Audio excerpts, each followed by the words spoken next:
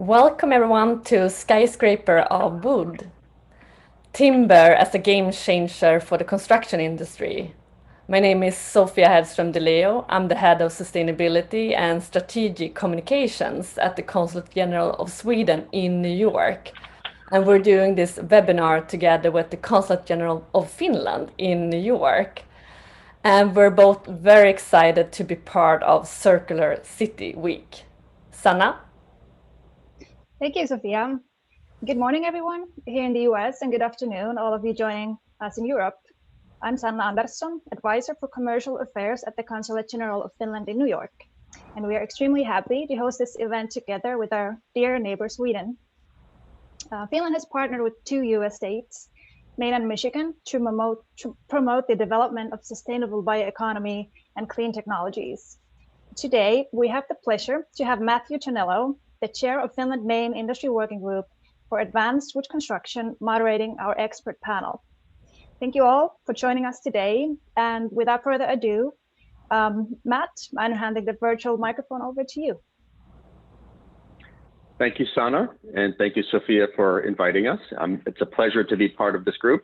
We do have a group of experts in the industry, a number from Finland and Sweden. And before we start, I did want to mention to all of the participants that there is a chat function that you can open up in your invite, and you can send in messages to all of us, and we will be taking questions at the end and addressing them in the last 10 minutes of the presentation.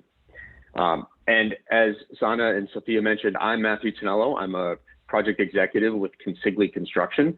I'm one of the leaders in the firm that is leading the charge on mass timber, and I'm part of also the Finland Maine Working Group. It's a joint agreement between Finland and the state of Maine to advance research and development, share information, and advance technology to advance the mass timber manufacturing in the state of Maine and in the US using a lot of Finland's technology.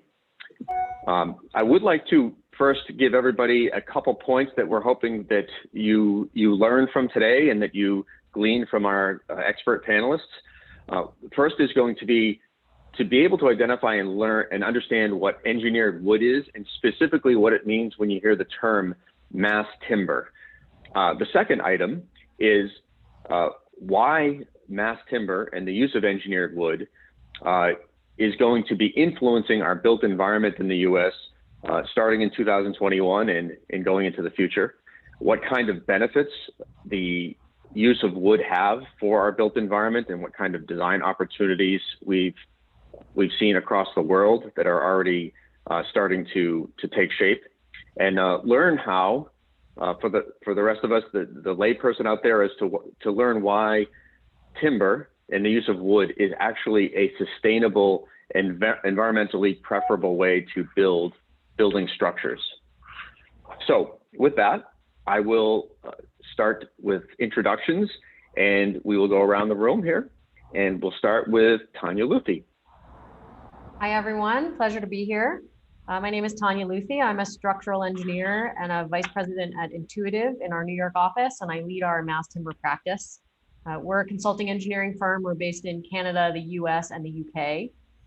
In addition to my day job, which is designing buildings, I also spend a lot of time on education and advocacy for mass timber. So I'm a board member of Woodworks, which is a nonprofit here in the US, which promotes the use of wood in commercial and multifamily buildings. And I'm also a member of the New York City Structural Code Committee, which I'm sure we'll touch on in today's discussion.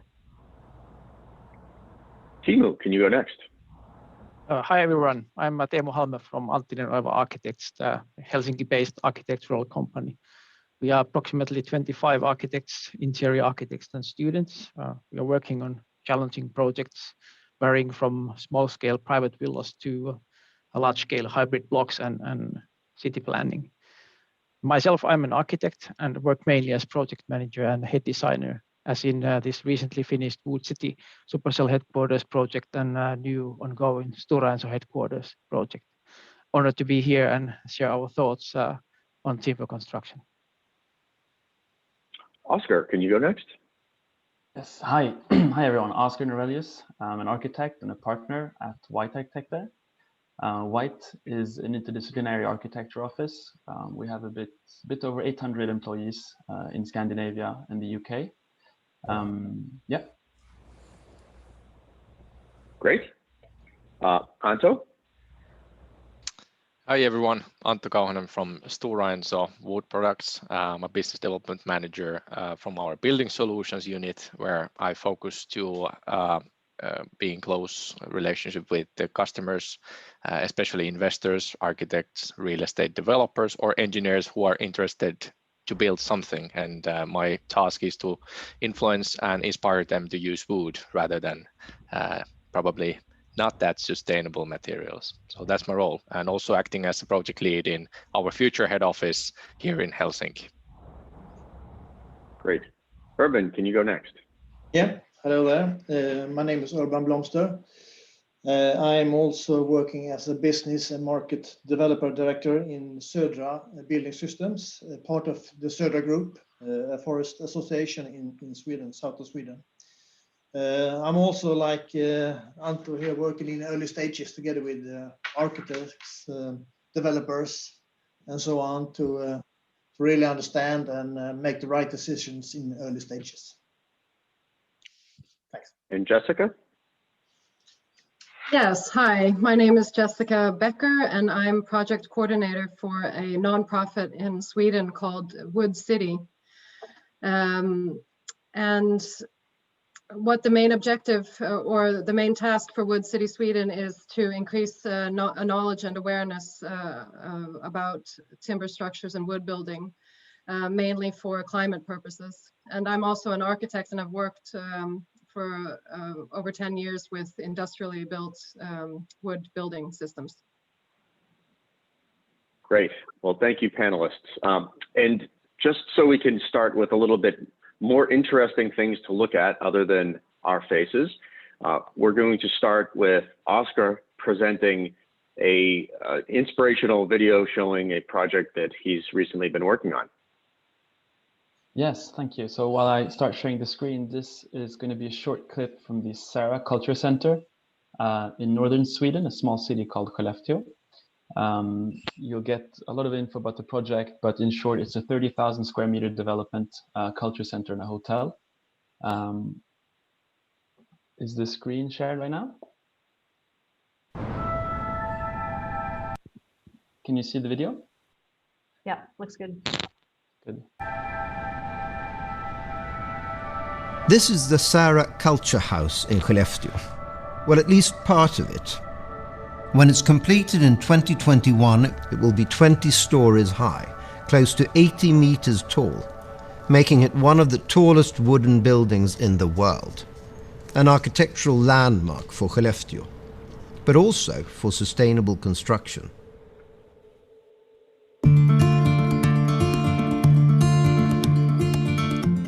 In 2016, my colleague Robert Schmitz and I won the competition to design the Culture Center in Skellefteå, which is both a culture center with several theater stages, 2 art galleries, there's the city library, and then a hotel and a conference center. And they can function on their own like they did before, but also start working in new ways of collaboration and using each other's spaces. Even if you go to see a play or going to the library or going to a conference, you'll go to the culture center.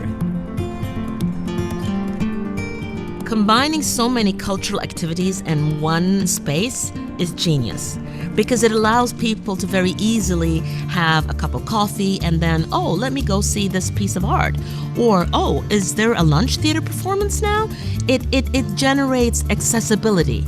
I would love this to be kind of this experimental kitchen. I think in the kitchen, it's where you gather to do things. These trusses, is it just for decoration or? No. No, they're filling a function. It's a hybrid between steel and timber. And here we want to illustrate how the timber is good on taking pressure and steel taking tension.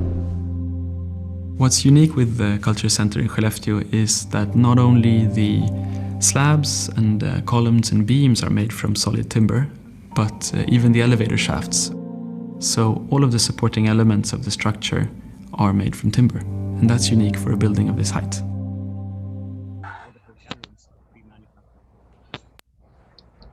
All right, thank you. I think I'm going to stop it there.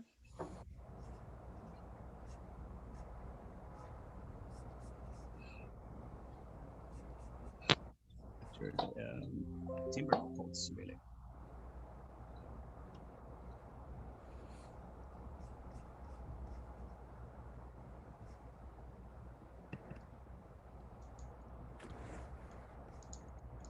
I cannot hear you, Matthew. Are you talking? Yeah, same here. Well, there we go. I was on mute so that I wouldn't disrupt the video. Oscar, one piece of translation first. 30,000 square meters is 320,000 square feet for us in the US. So that's a very large building. My question for you is, what kind of opportunities does exposing wood structural systems, say columns and beams and floor slabs, provide you as a designer for opportunities when you're designing a building of that size? That's a very good question. I think it's one of the first opportunities is, of course, to showcase the material, to make sure that people understand and really feel that they're entering a timber building.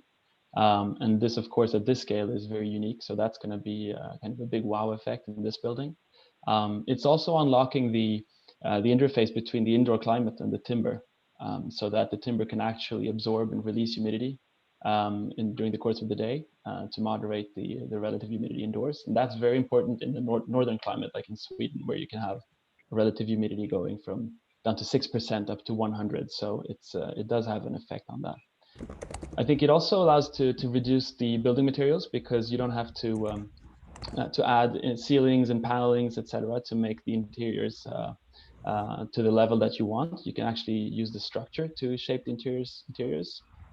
So not only is the structure more climate efficient, but you also have less interior finishings that you need to add on. Great. Well, we won't let that stand alone. Let's have Teemu show us one of his projects. Okay, in the next video, we'll see a fast review of the recently finished Wood City building headquarters for Supercell, and then last part of the video will be of Stora Enso headquarters, this ongoing new project that we are having on our tables. Just let me know if you see the video.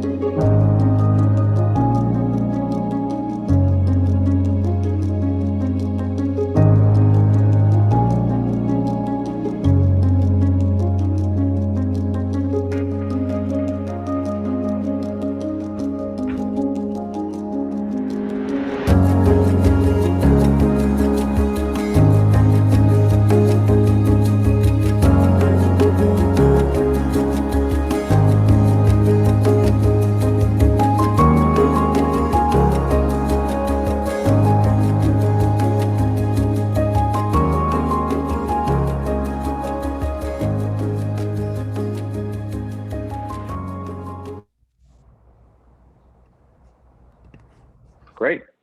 Timo, when you are approached by your potential clients to ask you to design them a new building, a new headquarters, for instance, are you typically having those clients ask you to design in a specific material, or is this something that you've happened upon to use wood just through your choice as a designer? Yeah, we choose usually the latter one. So we of course try to propose that kind of materials that we are familiar with and we really believe in. And that's the thing, for example, that has happened with two buildings here. It has already been some sort of starting point for the both projects that we go with wood. Great. Well, let's start with some questions that I'd like to have the panelists start a discussion on. The two videos we saw were amazing pieces of architecture, things that I haven't seen in the U.S. To that scale and that level of design. I suspect that those are not the first wood projects that your firms have designed. So what I'd like to do is start with Jessica and ask, what is it that you've seen in the European market, specifically in Sweden and Finland, that has made designing in wood in this fashion possible, and what has caused the explosion of wood projects in Europe? Well, I would say number one, we have an old tradition in wood building and timber constructions.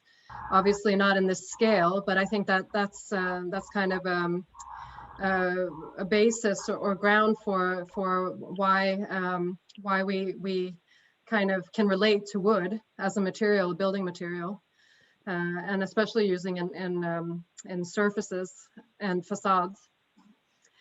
And then we, at least in the Nordics, we haven't been able to build higher wooden structures or timber structures for a very long time, since we had a series of fires in the end of the 1800s, which basically made the government ban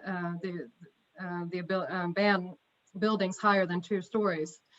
And then it wasn't until the EU, the entrance to the EU in the 90s, that we were actually able to start designing and building larger wood timber structure buildings.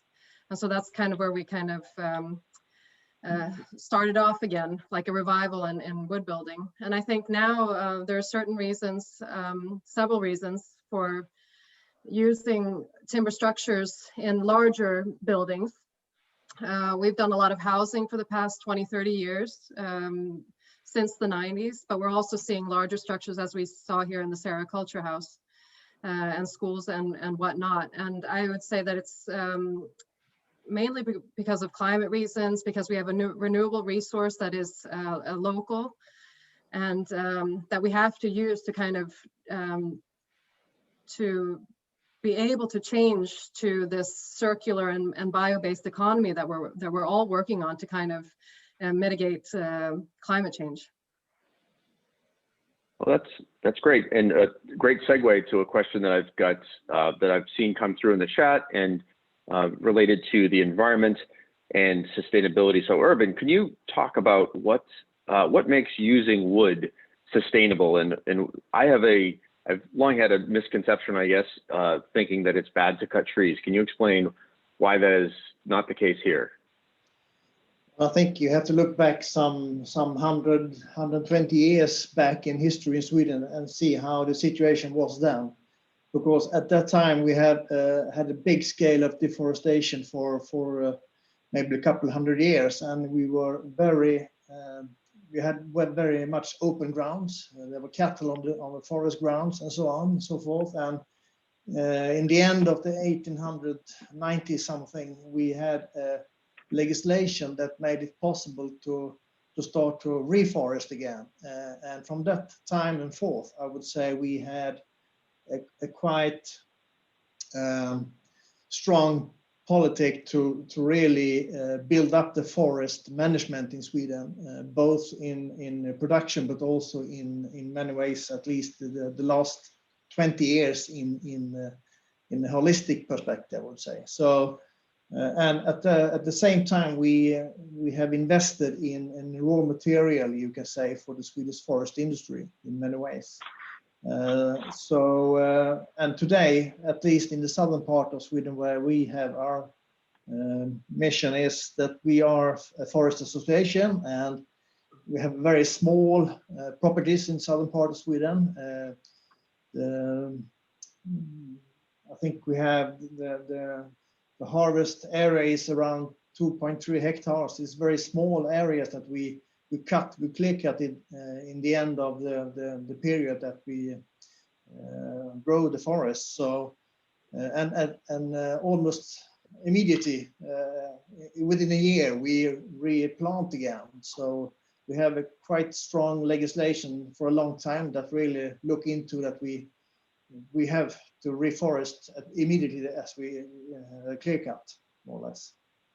And if I may continue on this, very valuable points from Urban. I think the key to manage forest correctly is to have certified sustainably managed forest. There are certification schemes like PEFC and FSC, which ensures that the forests are managed in a sustainable level, so that we can guarantee the biodiversity and the wellness of the forest. And as Urban said, for example, in our organization, we always plant 3 new seedlings when a new tree is cut. So we keep the ball moving in a sense. Great. One thing that I'd like to make a point of is that a lot of the components that we saw in those videos are comprised of engineered wood. And engineered wood, we know, is comprised of, some of us on the panel know, like our structural engineers, know that these are not made of large trees. Many of them are made with smaller pieces of wood that are glued and finger jointed together. Keeping this in mind, Tanya, could you maybe talk to us a little bit about what you see, how you define mass timber in your world, and why is it different from other structural systems that you use to design buildings? Mm-hmm.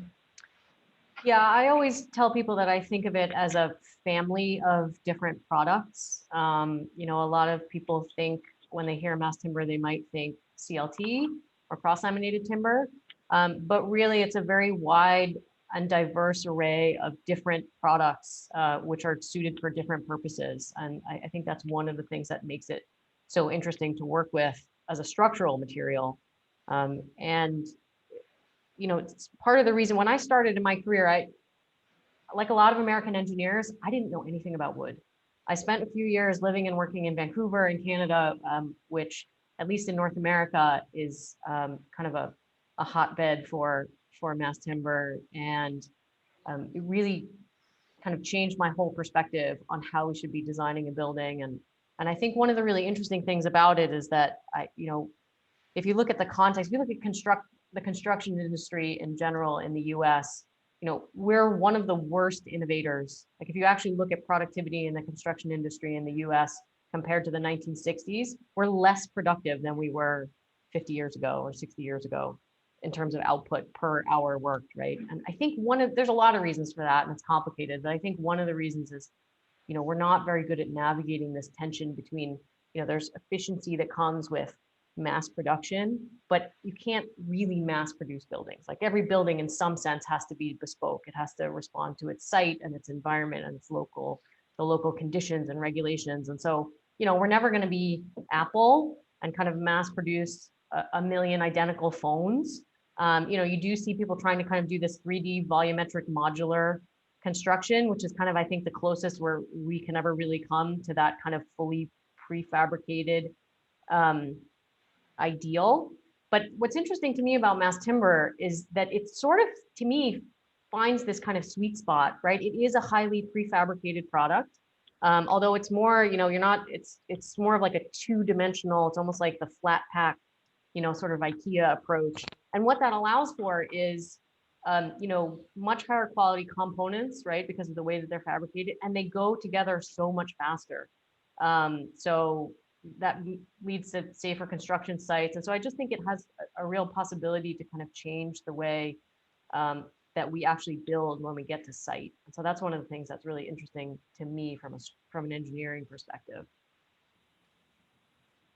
Great. So you touched on a few things. One is more efficient project sites. I know that there's in one of the presentations we saw that there's some modular construction going on there. So Oscar, a little off script here, since we're following Tanya with that comment about manufacturing and how mass timber might allow us to look or guide the construction world a little bit more toward a manufacturing mindset. Can you talk for a second about anything modular that was part of your project? Absolutely. I think this is one of the keys of realizing this project within a reasonable budget, is that the hotel rooms are prefabricated 3D modules. So the rooms are pre-manufactured, basically fully finished with the bathroom, with the tiling, with everything fitted inside within a factory. Even the facade is mounted and all of the installations. And then they're just driven to the site on a truck. It's about 50 kilometers away from the construction site as well, so it's very close by. And then they're just simply stacked on top of each other. So there's about 205 modules stacked for 13 stories. And they have the structures integrated in the modules as well. So there's no external supporting system except for the staircases and elevator shafts in CLT, then cross-laminated timber, that is stabilizing the tower. So that means that the tower has risen very, very fast. It has topped out already, and the top 3 floors on top of the hotel rooms have been constructed as well. And it's completely silent. It's only lifted on site, and it's dismounted, and then everything is finished inside. So that has been a key. And then for the culture center, it's not in 3D, but all of the components are pre-manufactured as well, columns, slabs, and they're made to measure, like you said, Tanya, but within an industrial process. So you get all of the benefits of the rapid construction, but you can still make bespoke projects, like you said. Great. Great. Anto, I'm going to throw one at you and ask you about Stora Enso and how Stora has been contributing to the manufactured building industry, and what components your firm provides, and how you provide advantages for design teams and contractors to work with your materials. Yeah, excellent question. From our point of view, of course, as we already know that today, most of, 11% of the global CO2 emissions are coming actually from construction materials. And that's primarily due to fossil-based materials that are used commonly in construction, such as concrete and steel. And what we try to achieve in our organization is, of course, to raise the awareness of sustainable choices that you can make in a construction project. We produce 2 types of mass timber products. We produce CLT, which is cross-laminated timber, and LVL, laminated veneer lumber, which are, as Oscar described, very pre-manufactured and bespoke elements that can be used either in a modular construction, as described by Oscar, in certain building types, like in hotel rooms or student accommodations, or in that sort of very kind of simple room sizes. And in other ways, I would say that the use of large bespoke and precise elements that are pre-manufactured at the mill and CNC machined at the mill, which means that all the window openings, door openings, joint details, all of that is manufactured at the mill based on the 3D model that we get from the customer and from the engineers. And all of that work can be done at the mill and taking off the site activities and the workload off the site. So that's one of the greatest advantages of using mass timber products like CLT or LVL. Great. And a follow-up to that, just monitoring the chat a bit, there's a question about sourcing of the timber for your panels, and as it relates to sustainable forestry. What options are out there for designers and contractors and building owners alike to put in a specific request for sustainable materials, and where do you source your material? We have a full chain of custody, and as said, we know the source of our materials. We are using only certified forests. How we can guarantee that the material and the forests are actually managed in a sustainable level, and that's the way how we control it. Great. Urban, do you have anything that you might add to sustainable forestry? Yeah, we are on the same target here. We also work with our association. Our members are planning and using the PFC and FSC certification at this stage. And we, in many ways, our owners supply our own industry also. So we have a very close chain of custody in that way. So, yeah. Okay, great. Can we talk a bit about the design possibilities that Teemu and Oscar, you see in the future, and what kind of special effects or acoustics you can achieve using mass timber?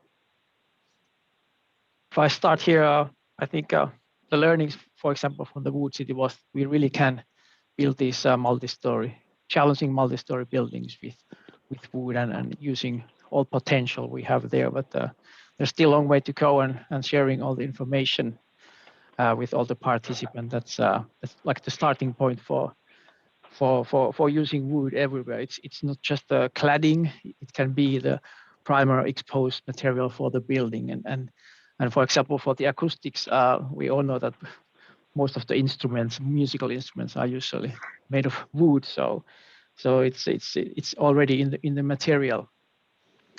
And when you use mass timber structures for those buildings, you, as Oscar quite nicely already explained, that you really feel when you are in a wood building compared to other material buildings. Yeah, and you touched upon design possibilities. I think we've seen a learning curve among consultants and producers as well these last years that has been very, very steep on how to design larger buildings with timber. And I think that it's very much mature now. We can do buildings that are at least as good as conventional structures in timber. And I think one of the things that we will see in the future now is the other industries coming along. So we've made it possible to make completely sustainable structures. What about the facades? What about the installations? What about the entire lifespan of the building? I think that's one of the possibilities that this is unlocking actually for us designers. Great. You both mentioned large buildings. So Jessica, could you provide any context for the organization you represent and what you see for how you influence and help projects, say, for instance, in use in school buildings, larger structures, and urban environments? So Wood City, Sweden helps regions and counties or municipalities in planning processes to increase knowledge there, so that building or planning for timber structures or larger wood buildings is possible.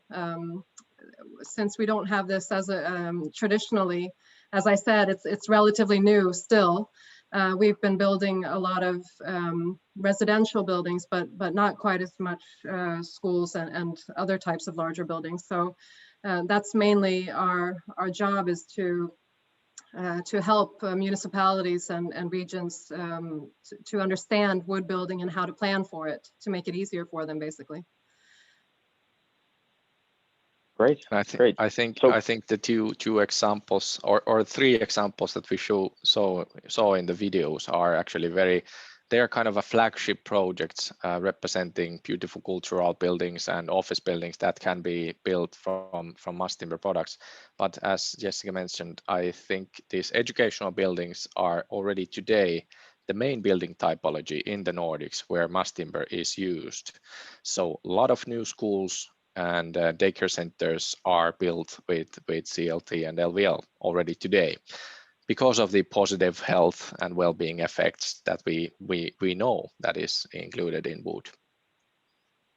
So are you saying that schools are choosing their building type for the health purposes? And that's one of the drivers. That's definitely one of the drivers. There are scientific research studies made where actually it has been seen that wood, if it is exposed and in interiors, it actually improves your concentration, it lowers your stress levels, your heart rates, and this way it has very much positive impacts on your health and well-being. And as we all know, we are spending nearly the whole day, 90% of our days indoors. And I think therefore it's very crucial that we consider in what sort of building we actually spend the time. And I guess that we all agree that we would want to have a positive effect on our mood and well-being with the building that we are spending the time. Timo, would you like to add to that? I think it was pretty comprehensive from the healthy point of view, and of course, if we want to go deeper and deeper with this one, I think and really solve bigger things, we should go for this mass timber constructions that really can also have the climate change effects there. That it's not only that kind of, but we get these healthy benefits at the same time when we use the mass timber products for the primary structures there, and we at the same time we also get these good influences on us. So why not? So. Yeah, Great. I often tell people, this is very unscientific, but I've noticed if you're in a building with exposed wood structure, just stand in one spot for a little while and watch how many people will put their hand out and touch an exposed wood column or element, and then do the same thing in a building that's steel or concrete, and you'll notice a difference. And I think we've long known the benefits of green space, and especially in cities, right, in our urban areas, and how important it is to have green space. But like the rest of the panel has said, you spend 90% of your time inside. So why is it suddenly that when we talk about the environment that we have inside, we don't seem to be so concerned with bringing, natural materials inside. So you'll never see someone hug a concrete column, I don't think. It comes all into a principle of biophilic design, which is actually a design philosophy. Or biophilia itself means that we as humans have a desire to feel close to nature. So we want to be close to nature, and biophilic design actually takes this into account. And for example, in the projects that Teemu has shown earlier, like in the future head office project of Stora Enso, we are considering biophilia as one of the main drivers of the design. We really want to bring wood inside the building and show it and expose it, and create the great atmosphere inside the building. And we can even see research being done in hospitals, as an example. We're talking about biophilia, where you see positive effects on patients and recovery time. Which actually can decrease costs then for healthcare. So there are several studies being done about that right now. Great. So we're going to switch gears here. We're going to go from biophilia and philosophies to why is it changing and why are we talking about mass timber now? What can we do with current timber construction in the codes that are allowed, that allow buildings to be constructed, and why is it changing in 2021? So I'll start this next session off by saying that we have, as many of you on the panel know, and all of you watching, that our building structures that we construct as architects and engineers and contractors have to conform to a building code. And in 2021, there is a new international building code, the IBC, which will be introducing 17 new provisions that allow mass timber in the United States to be utilized in different types of structures than was previously allowed. Different types meaning size and height. So Tanya, could you spend just a minute giving us what it is last year in terms of 2020 18 building code, I believe, is the most recent IBC. And what's switching gears when we get to 2021? Right. It is quite a big change. I'll try not to get too far into the weeds, but essentially, you know, in the model code in the United States, there were provisions that were called heavy timber, and these provisions were actually based on kind of historical timber construction, which doesn't really, you know, kind of these turn of the century old mill buildings from the, you know, the early 19th or late 19th and early 20th centuries. And we don't really build that way in timber anymore. And so the code was long due for a bit of a revamp in terms of the provisions for mass timber so that it could kind of reflect the products that are available and the way that we build now and these kinds of things. So whereas we used to be capped at 6 stories and 85 feet, which is about 26 meters, I think, if I'm doing the math right, for the folks in Europe. Those limits are now, depending on occupancy, but you can go up to 18 stories and 270 feet. So it's really like a huge, huge change. It's not a small, you know, it's not the sort of 10 to 20% change. It's really quite a big step change for us. A lot of it based on, I'm sure many people know the Brock Commons project in Vancouver, BC. They did an 18-story student residence. And I think this notion that we've alluded to a few times already of this notion of these kind of demonstration projects of, you know, you need a couple of people at the forefront to show that this is possible. And there was a lot of research that went into the, you know, developing the code provisions that went into the new IBC, right? This is a slow and methodical process that takes a lot of data into account, right? Which is as it should be. I mean, a lot of us get impatient and want the codes to change fast. But you know, you want to make sure you're doing the right thing and basing your code on the best available data at the time. So and then you see, of course, you know, what gets a little complicated here, and one of the things that can be difficult is, although we have one model code for the US, which has been the case for about 20 years now, there's still quite a patchwork of actual regulations in different states and cities. So just because there's one model code doesn't mean that that's the code everywhere. So you see on the one end of the spectrum, jurisdictions like the state of Washington, the state of Oregon, the city of Denver, which kind of preemptively adopted these taller mass timber provisions from the 2021 IBC, even before the code was kind of fully complete and released. And then on the other end of the spectrum, you have more conservative jurisdictions that are, you know, in New York City, the current code is still based on 2009 IBC. And we just went through, you know, we sent a code to the mayor to be voted on by the city council here, which will bring us in line with kind of 2015, 2018 IBC. So it's still going to be a few more years in New York City before we really start talking about these height limit changes. So there's quite a kind of a hodgepodge of regulations. So you need to be cognizant of where your project is. And like I said, that notion of like every project is bespoke, not just because of its site, but because of the regulations that are in effect in that city.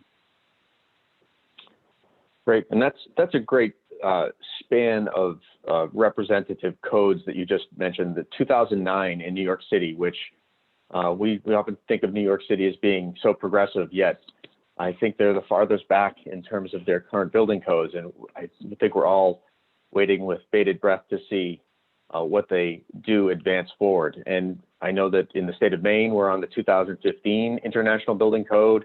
Many other states are on the 2018. And my current understanding, there's not a good database out there, but around 5 to 6 states or jurisdictions have advanced some of these tall mass timber provisions.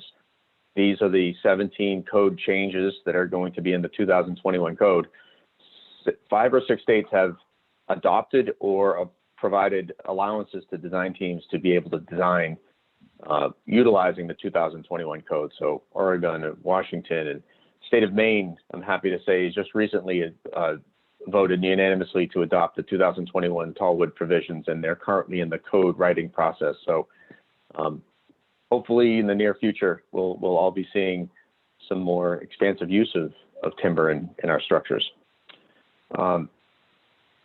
if someone from the panel who's familiar with codes in Europe, how does were there any challenges that you saw in the industry when codes were changed in terms of getting manufacturers or fabricators or installers to get up to speed with what the new provisions require? And I'm going to parlay that into a comment or a question for Tanya about what do we see as challenges in the U.S. for adoption and getting the industry wrapped around this a little bit more tightly?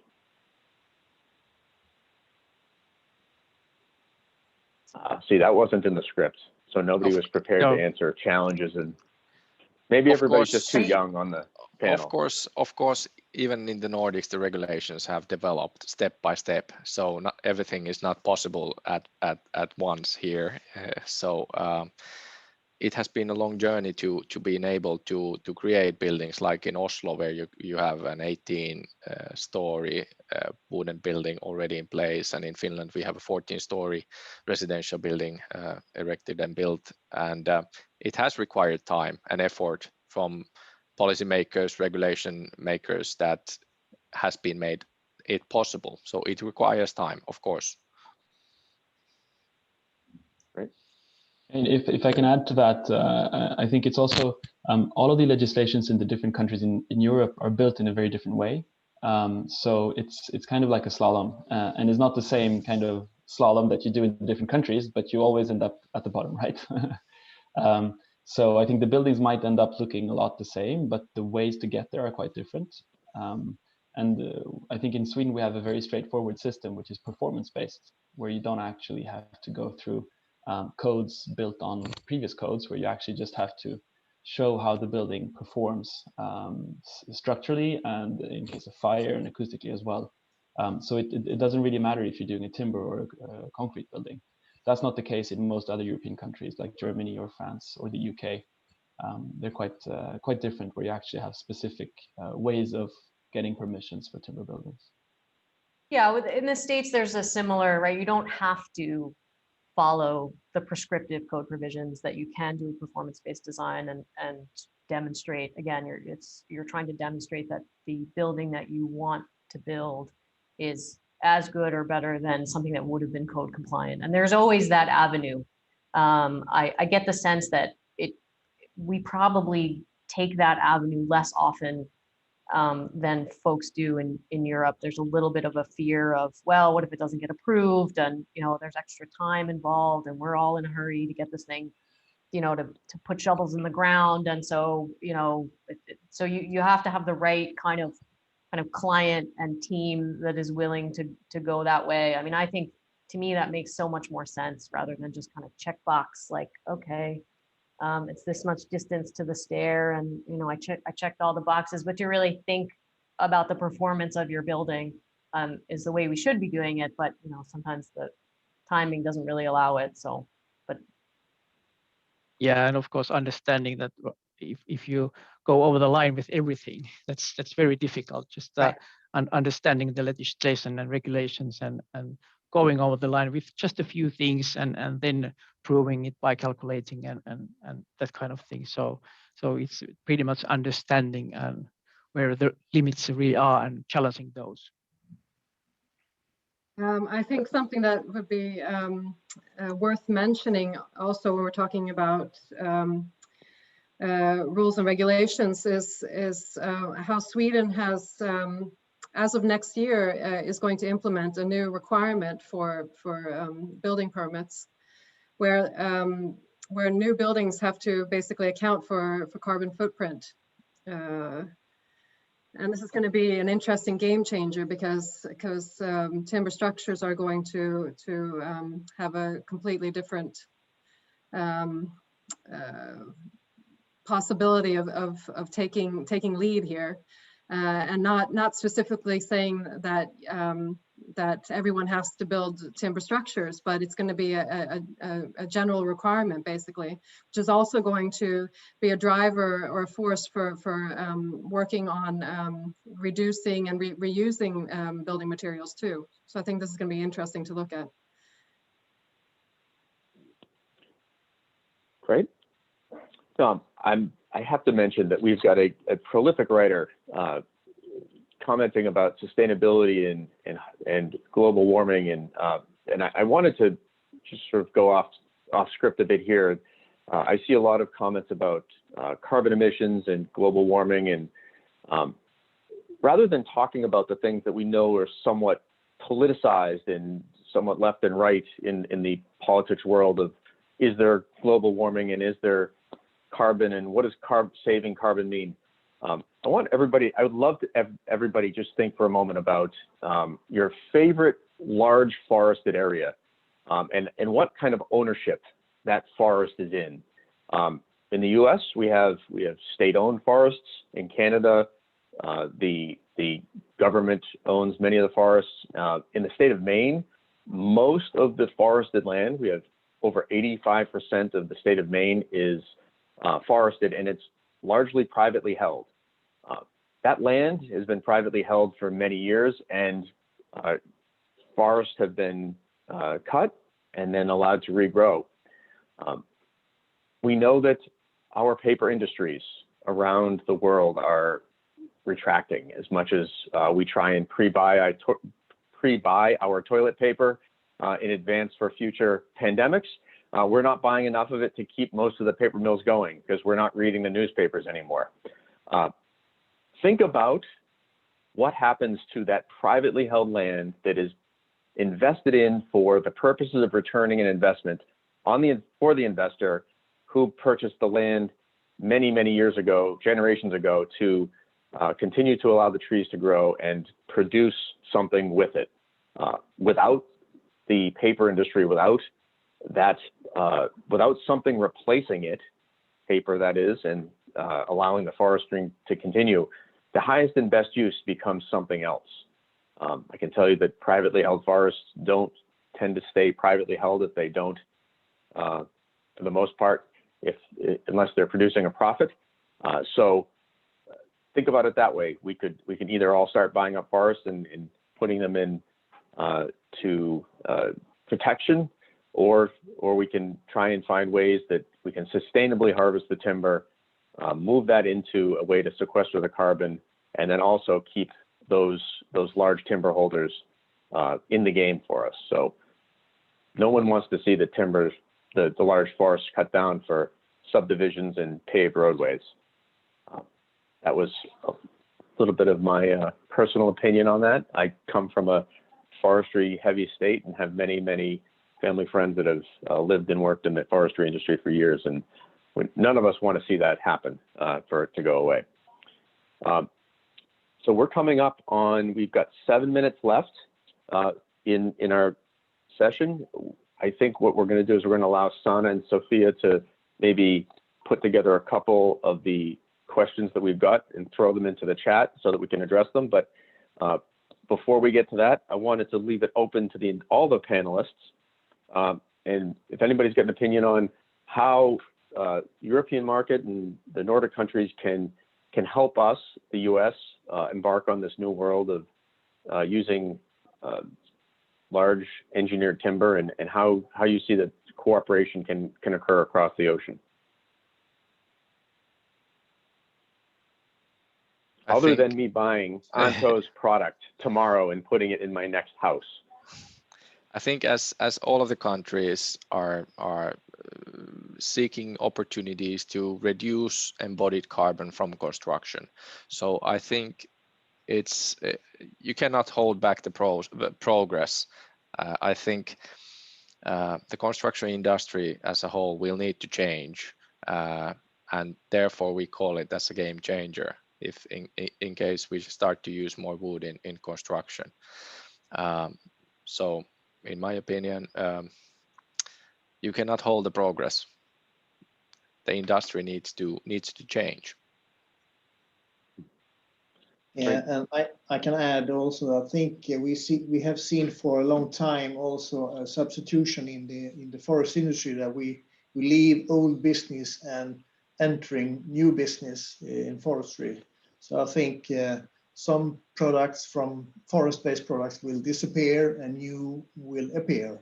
And I think in many ways we also have an obligation in the forest industry to really seek to find out more products, more output from the products, from our input of products. So that's what we're looking into, do more with every log that we put into the industry, not using so much more. So I think we can do a lot there in the future time. Okay. I do have one question that I thought this was unfair, but Tanya should be prepared to answer this at this point. I'm going to read it because I don't think it's the fair question. So Tanya, when will we see a wooden skyscraper in the New York City skyline? So as you've guessed, I knew this question was coming, and I've still been dreading it all morning. I'm not one to predict the future, but I'll say a couple of things. I do think it will take a push from outside our industry before we see a truly tall timber building in New York City. There is a lot of inertia and resistance to the idea. What I think would be the most likely push is something like what Jessica was talking about, either some kind of law or regulation that addresses embodied carbon. So whether that's a carbon tax or requirements to do life cycle analyses and kind of prove improvement, just improve on our embodied carbon footprint, or just something that will kind of force owners and developers to actually pay the true cost of carbon intensive materials. And then you will see change in a hurry. So I think there needs to be something that kind of goads us into it. And then the other thing I want to say is that, I certainly know that tall buildings, especially in a place like New York City, which is famous for them, they really capture people's imagination. And we've talked about the importance of these high profile demonstration projects. And I do believe in that. For me personally, though, if you said to me, okay, I'll give you a choice in 2025 or 2030 or whenever, you can have a choice between having one 50-story building out of mass timber in New York City or 50 10-story buildings, I would probably go for the 50 10-story buildings, because to me, what's really interesting is really kind of making this kind of construction commonplace all over the city. So that's actually my wish. Maybe we can have both, but we'll see. Great. Well, you had to mention a carbon tax. We were trying to stay middle of the road here, Sorry. but but I want to mention that I can tell you from my own personal experience, the self-imposed carbon caring people, higher education entities, the developers who are looking for more than just the single bottom line, but the triple bottom line. They're the ones that are leading this world right now in terms of advancing timber construction and recognizing that wood actually might present a better alternative from an environmental standpoint. And whether it's self-imposed or government, we will see. I'm sure we're going to see more of that as we go. I would like to make one other mention here that in the chat, Sophia and Sana have put their email addresses. If you have any follow-up questions that you'd like to ask of any of the panelists, I'm sure we'd be happy to talk to you afterwards. So if you can route them all to either Sana or Sophia. And I'd like to take the opportunity now to thank my friendly panelists here for a great presentation, great conversation, and very much appreciate your participation in this. And thank you, everyone, and hope everyone has a great rest of the week. Thank you, Matt. Thanks, Thank you. everybody. Thank you Thank you, very Matt. much. Thank you. Bye-bye, everybody. Bye-bye.